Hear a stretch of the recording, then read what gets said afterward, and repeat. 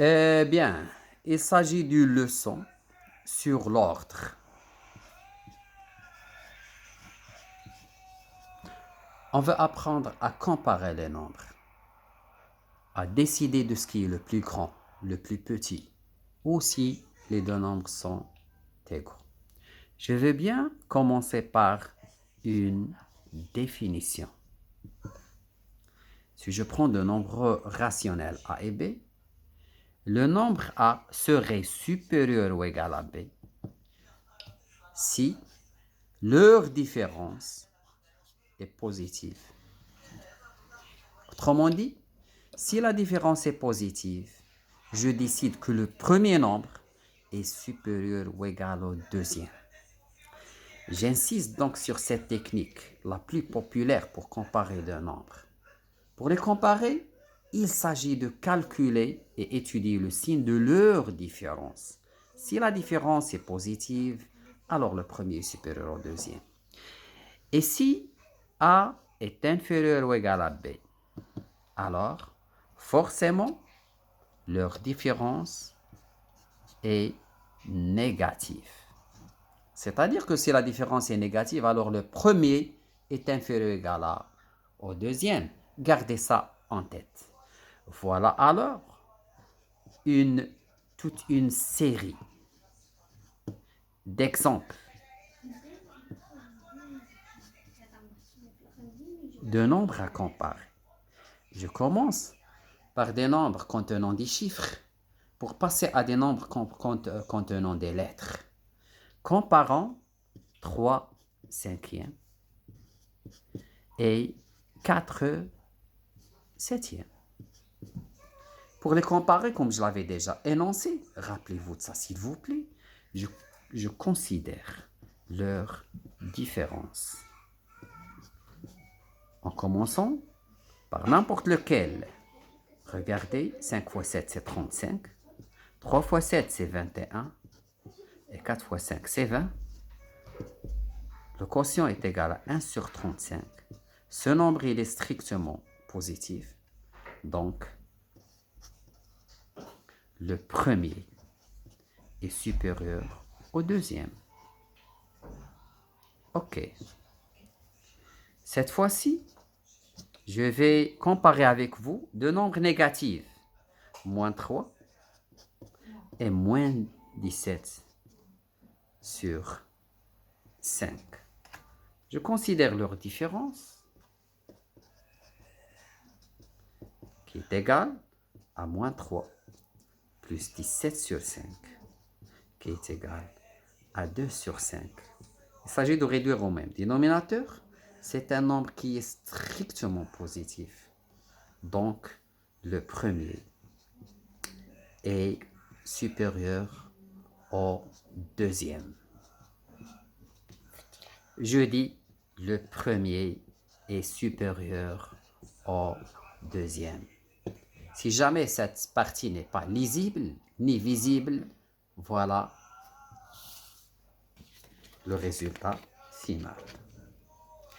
Je passe à un troisième exemple et permettez-moi s'il vous plaît de passer avec vous et de pousser le niveau avec vous et de l'augmenter to increase the level of your mathematical notions and techniques. L'exemple 3 porte sur la comparaison de a carré plus b au carré et 2ab. Qu'est-ce qu'on va faire? La seule technique qu'on possède jusqu'à présent, c'est considérer leur différence. A carré plus b au carré, moins 2ab. Quelqu'un qui fait les maths, il remarque tout de suite qu'il s'agit d'une identité remarquable. Si tu n'arrives pas, mon élève, de la remarquer, je te demande d'aller revoir les identités remarquables et faire au moins 100 opérations sur ce truc. Le carré d'un nombre est toujours positif, garde ça en tête. Ça signifie que le premier est supérieur ou égal à au deuxième. Ok. Quatrièmement, on veut cette fois-ci comparer x plus 1 sur x et 2 avec le nombre 2. X, il est strictement positif. Qu'est-ce qu'on va faire? Oui, réponds-moi. Répète. Répète, s'il te plaît. Ah, très bien. Je considère la différence. X plus 1 sur x. Toi, tu es intelligent, hein? Donc, si je veux réduire au même dénominateur, tu peux remarquer que le dénominateur commun, c'est x. Fois x, c'est x au carré. Fois x, c'est 2x. Un matheux, une identité ne peut s'échapper à son attention. X carré plus 1 au carré moins 2 fois x fois 1. C'est une identité remarquable. Et cette quantité est positive. Pourquoi?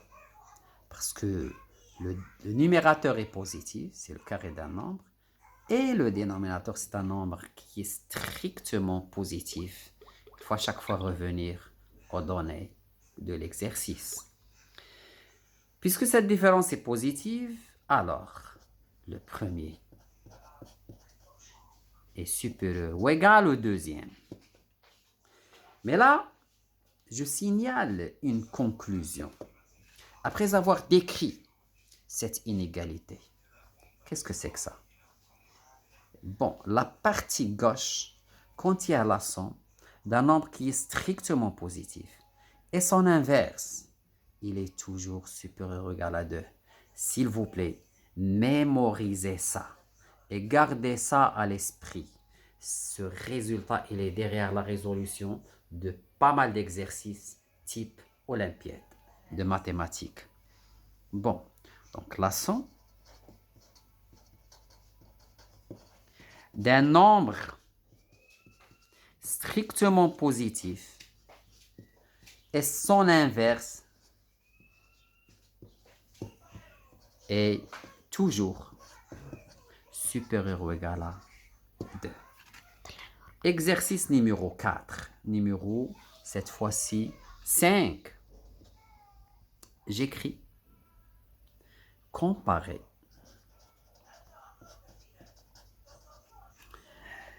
x plus y facteur de 1 sur x plus 1 sur y et 4 avec effectivement x et y sont strictement positifs. Bon, je ne peux que considérer la différence x plus y facteur de 1 sur x plus 1 sur y moins 4 qui est égal x fois 1 sur x, c'est 1. X fois 1 sur y, c'est x sur y. Y fois 1 sur x, c'est y sur x. Y fois 1 sur y, c'est 1. Moins 4. Qui est égal à x sur y plus y sur x. 1 plus 1, c'est 2. Moins 4, c'est moins 2. Cher matheux, s'il vous plaît, please, try to describe this situation in order to arrive at your desired results. Décris-moi ça. De quoi s'agit-il? XY, c'est un nombre strictement positif. Que représente Y sur X par rapport à X sur Y? Eh bien, c'est son inverse. Et qu'est-ce qu'on avait dit avant? Dans une conclusion, dans une conséquence. On avait dit que la somme d'un nombre strictement positif et son inverse, il est supérieur ou égal à 2. Ça signifie que la différence est positive. Ça signifie que la différence est positive. Regardez la conclusion précédente. Ok. Bon, ça c'est positif. D'où le premier nombre, s'il vous plaît. Regardez ça. Est supérieur ou égal au deuxième. J'essaie de vous énoncer un 6e exercice et vous pouvez remarquer que la question numéro 5, c'est un exercice type olympiade. Olympiade de maths. Dans l'exercice 6, il s'agit d'une question à chercher. Et vous pouvez me le communiquer dans un commentaire, comme il me l'a dit Mohamed Khalil, hein, à chercher. Question à chercher, c'est montrer que x plus y plus z, facteur de 1 sur x, plus 1 sur y, plus 1 sur z est supérieur ou égal à 9. Ok. Avec x, y, z sont des nombres strictement positifs. Bonne chance. Précieux élèves.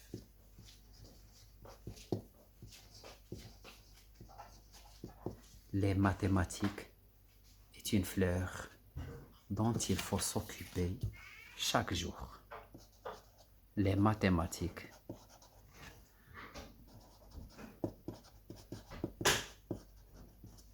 est une fleur